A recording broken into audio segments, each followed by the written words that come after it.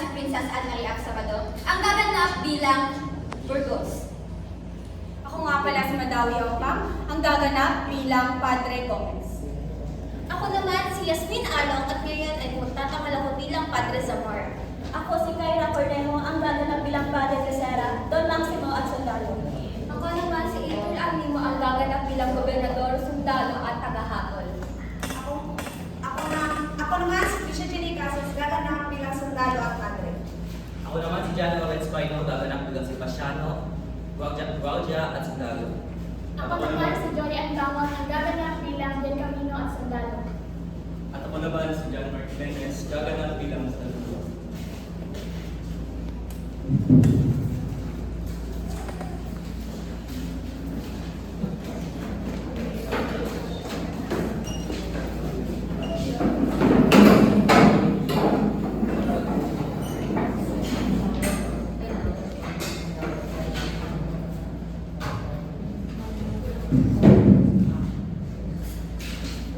Unang kabanata, ang sugal sa muling paglalaro ng kasaysayan.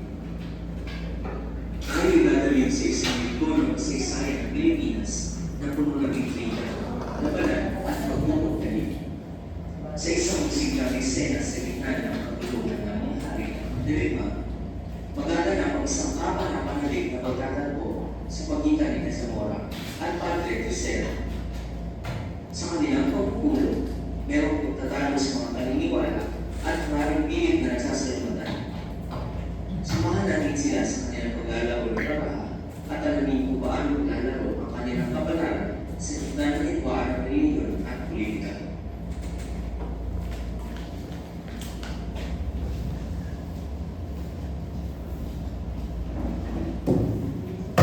Simulan na natin ang gera sa pagitan ng mga hari at mandirigma, con los reyes y los caballeros.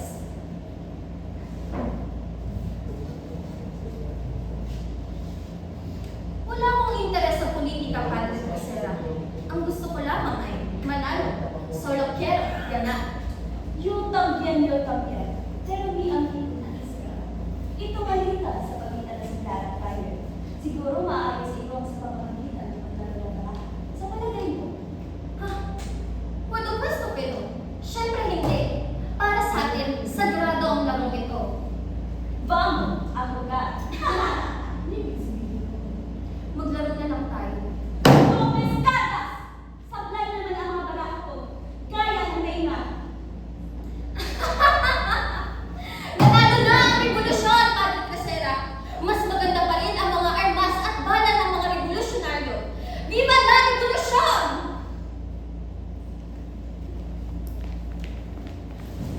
Unang kabanata,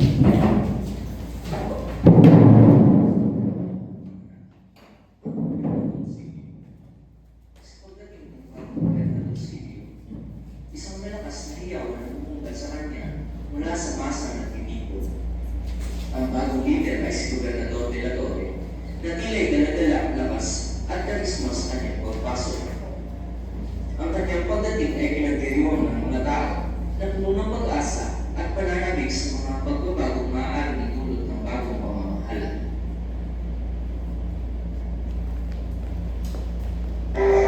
Mabuhay ang bagong gobernadorcillo!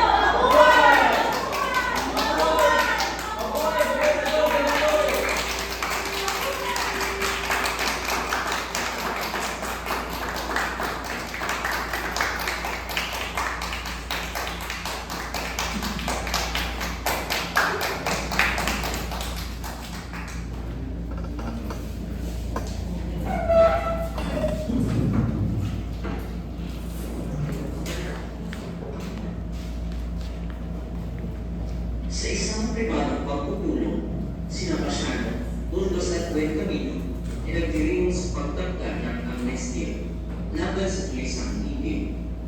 Nakikita nila ito bilang pagkakataon upang simulan ang kanilang pakikibaka. Itinatag nila ang kabataang liberal upang isulong ang karapatan ng mga estudyante at labanan ang pang-api. Ngunit at nanunay Burgos ay bumabagabag. Ano ang kanilang susunod na hakbang?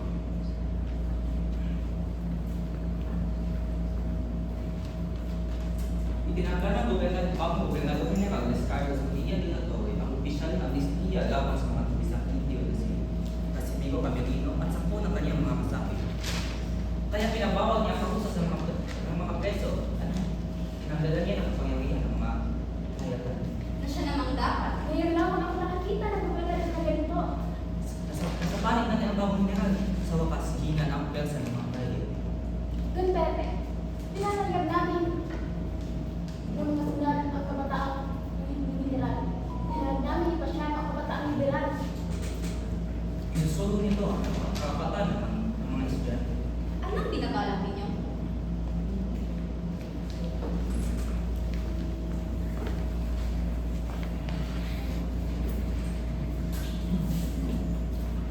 Ika-apat na kabanata, Normal ni Padre Gomez. Sa isang masyong eksena sa loob ng paaralan, nag-aalitan sina Padre Gomez at Padre Burgos. Nagtutol si Padre Gomez sa pag-aaklas ng mga estudyante habang si Padre Burgos ay tila nagpapahayag ng suporta sa kanila. Ngunit sa likod ng kanilang mga salita, lumalabas ang pag-aalala ni Padre Gomez sa mga nagaganap na pagbabago. Hindi ito maganda para Burgos. Ngunit Padre, huwag mong sabihin na hindi ka sang-ayon dito. Ibang-iba ito sa pinaglalaban natin.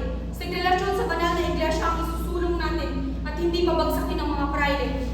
Abay, matatawag ito na pag-aaklas ng universidad. Ngunit Padre, mga kabataan lamang ito.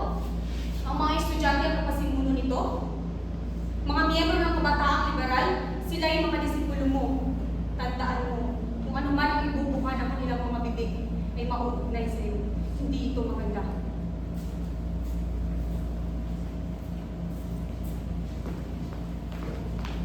Kalimang kabanata, ang pagtakip kay Buel Camino. Makikita natin sila Pasyano at Burgos sa isang masalimuot na pag-uusap. Sa isang madilim na sulok ng kwarto, nag-uusap sila ng tahimik habang nag-aalala sa kinabukasan. Kabaligtaran ng katiyarin. Padre, Pasyano, pasok. Anong problema? inatesto si Benjamino. Inamin niya ba mismo? Nabingitan siya upang di na umano dumangkot ng iba. Padre, kung makalaw na sa panig natin ang bagong general. Hindi tayo nakakasiguro. Titignan ko. Titignan ko kung ano ang magagawa ko.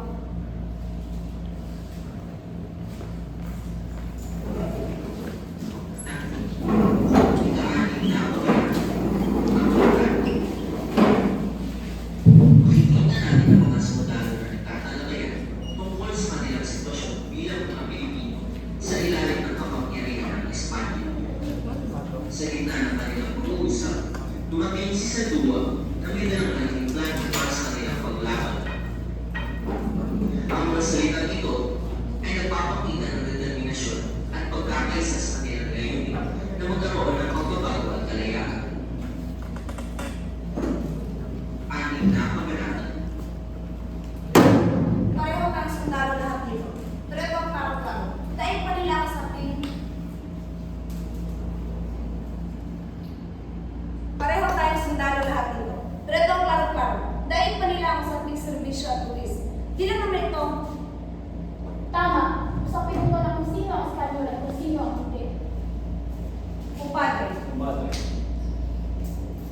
ano sa tingin mo? ganito. Ang plano ay magkaugnay na angkasan.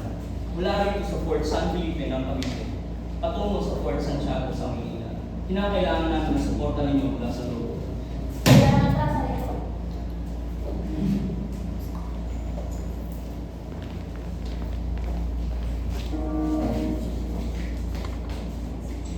Ikapitong kabanata, ang pag-aaklas. Ang tensyon ay umiilan habang ang mga sundalo ay nag-aalala at nagtutulungan upang harapin ang paparating na laban. Sa kabila ng kanilang kaba, handa silang ipaglaban ang kanilang mga prinsipyo at layunin. Samantalang sa kabilang panig, ang mga salita ng pagtawag sa aksyon ay nagbibigay ng palatandaan na paparating kalabanan at pagtutulungan.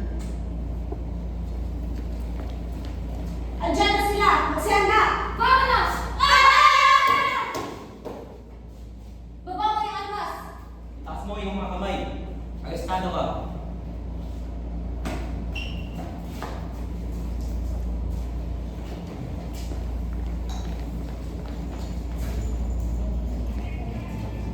Ikaw ay nagpapanata ang pagtakas ng Don Maximo.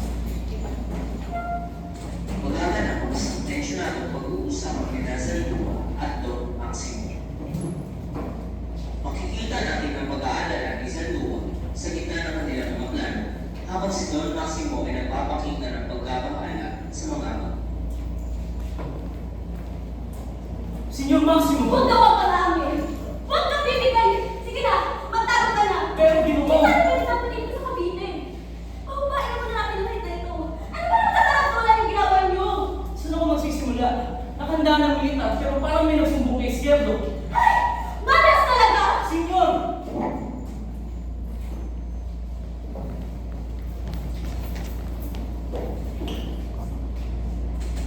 Ngayon, ikasyam na kabanata ang pagtakip sa tatlong paring motibo. Ang mga pangyayari ay naglalarawan ng pagtakip sa mga karakter na sina Zamora, Burgos at Gomez. Magkwenta! Magkwenta! Yan po, yan po. Anong problema, Ginoo? Hinahanap namin si Padre Burgos. Bakit? Ano ang ibig sabihin nito? Kailangan mo sabihin na dahil na pagtakip! Arestado pa rin sa pag-aaral sa Cavite. Ano? Senyor, nakita din namin ito. Padre Zamora, arestado ka rin. Hindi! Wala akong kasalanan! Padre Gomez! Padre Gomez! Andiyan pa ako yung sabihin! Arestado ka! Sinasasaktan.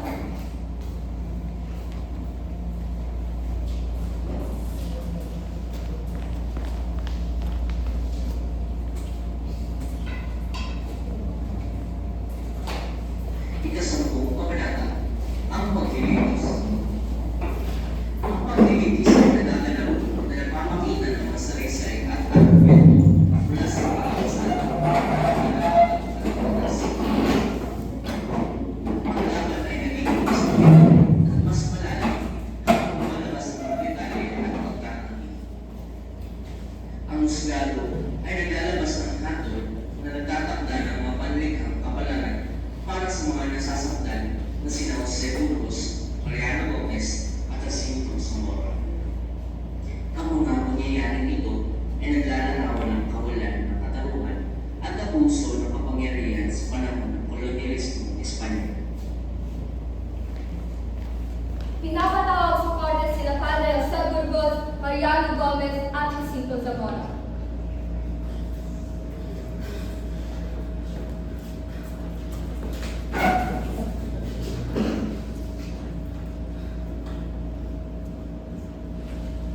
Padre, nakita namin ito nung pumunta kami sa bahay ni Padre Zamora. Hindi! Hindi tulad ng inisip niyo! Pero ang ibig sabihin ng mga batang kubo na! Pera yun! Pera para sa sugal! Manahimik ka! Hindi niyo ako pinakikinggan! At nakita namin ito nung pumunta kami sa bahay ni Padre Gomez. Nakita kami ng isang kakulat. Puno ito ng mga bala at baril. Hindi yan totoo! Kasinungalingan! Pinapatawag din sa korte si Francisco Zaldua. Senyor Zaldua, ano ang iyong partisipasyon sa pag-aangkas ng Cavite? Sabihin mo lahat ng iyong nalalaman. Sumusunod lamang ako sa utos. Naghahatid lang ako ng impormasyon at mga utos. At kanino galing ang mga utos? Kay Padre Burgos, siya ang may pakanan ng lahat ng ito. Nais niyang maitigil ang pamamahala ng Espanya at mamuno sa Pilipinas. Hindi ko pa kailangan nakikita ang lalaki ito. Hindi kita kilala. Sino ka? Hindi ito sa hukuman. Kasinungalingan. Lahat ng ito ay kasinungalingan. Dinala niyo kami rito ng walang formal na akusasyon. Walang matibay na ebidensya. Ito ba ang hustisya ng Espanya?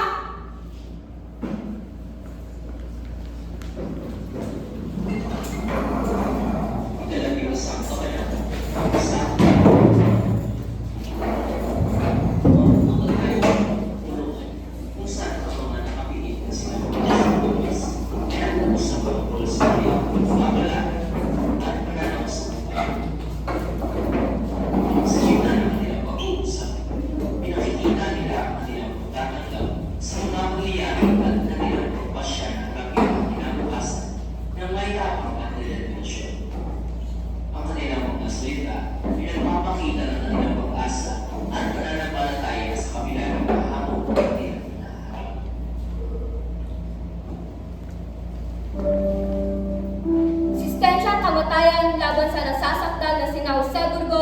Mariano Gomez at Jacinto Zamora, sapagkat napatunayan may sala laban sa gobyerno at paglabag sa batas.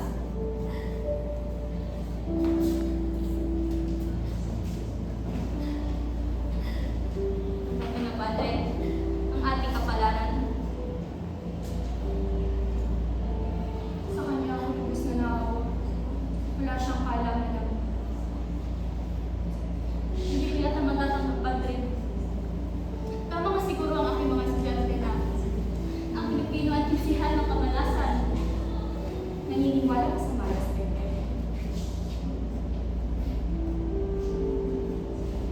Sa sitwasyon natin ito, abay, syempre.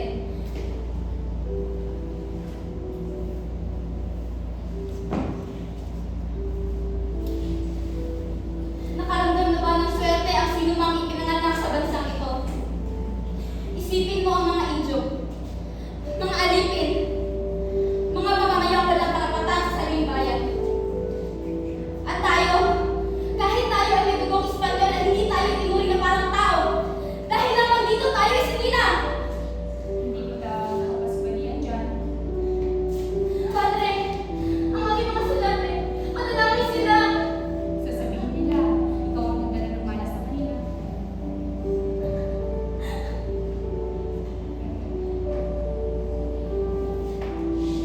Romanos 8:18. Ang pagdurusa natin sa kasalukuyan ay hindi na ihahambing sa kaluwalhatiang ihahayagsan. Hindi ako naniniwala sa malas nila. Ang lahat ng ito ay plano ng Diyos. Ang sakit namang isipin na kagustuhan pala ng Diyos na mamatay tayo sa garote. Kagustuhan. Ang alam ko, mayroong dahilan. Tungkulin natin mga pari ang ilapit ang mga tao sa Diyos. Sa gitna man ng kadiliman at kamalasan, tungkulin natin alagaan ang liwanag ng kanyang pagbuhay. Diyan natin iaalay ang ating buhay, sa liwanag. At naway maging minsa ang ating pagkamatay. Para sa liwanag.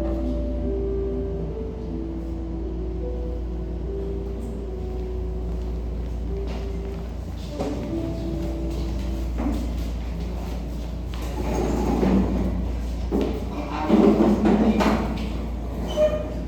Dinala tayo sa mga sitwasyon ng pagbintay sa mga paring Stephen Hughes, Mariano Lopez, at Jacinto Zamora. Sa kabila ng kanilang pagkakamitan at pagdating sa kamatayan, nakakita nila ang kanilang tapang at nagigitigan. Sa uling sandali ng kanilang buhay, tinatanggap nila ang kanilang kapalaran ng may pimpinan at katiningan. Habang ang kanilang mga salita na nagpapagawad at nagiging inosente ay naglalagay ng katanungan sa kahalagahan ng kanilang pagbintay.